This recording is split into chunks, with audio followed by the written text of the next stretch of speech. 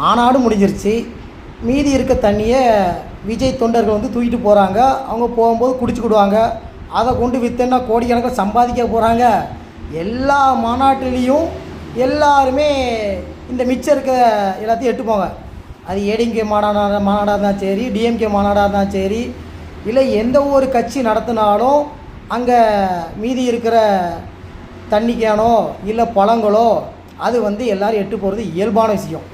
இதை ஒரு நியூஸாக அப்படியே இந்த நியூஸ் 18 வந்து போட்டுட்ருக்கான். என்னென்னா என்னுடைய வேலை என்னென்னா தாவேகாவுக்கு எதிராகவும் விஜயின் பெயரை கெடுப்பதற்காகவுமே தொடர்ந்து வீடியோவை போட்டுகிட்டே இருக்கான். நீ என்ன வீடியோ போட்டாலும் மக்கள் நம்ப மாட்டாங்க. மக்கள் தொடர்ந்து விஜய்க்கு ஆதரவாகத்தான் இருக்கிறாங்க. சரியா? எல்லார் கையிலையும் சமூக வலைதளம்னு செல்ஃபோன் இருக்குது. அவங்களும் அவங்க சொந்த கருத்தை பதிவிட்டுட்டே இருக்காங்க.